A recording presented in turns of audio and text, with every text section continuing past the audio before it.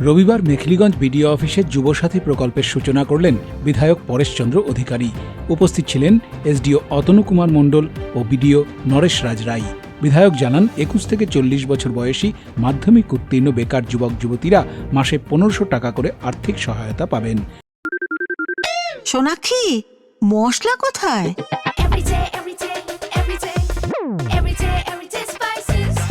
Everyday মশলা, দেশের স্বাদ। 1 April থেকে এই সুবিধে মিলবে।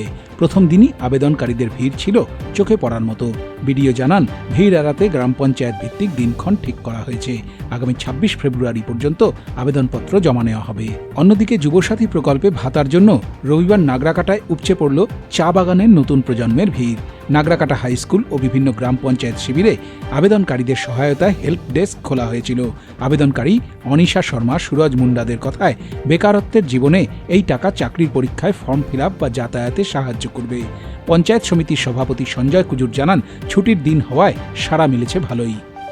চ্যাংরাবান্ধা থেকে শতাব্দী সাহা ও নাগরাকাটা থেকে শুভজিৎ দত্তের রিপোর্ট, উত্তরবঙ্গ সংবাদ।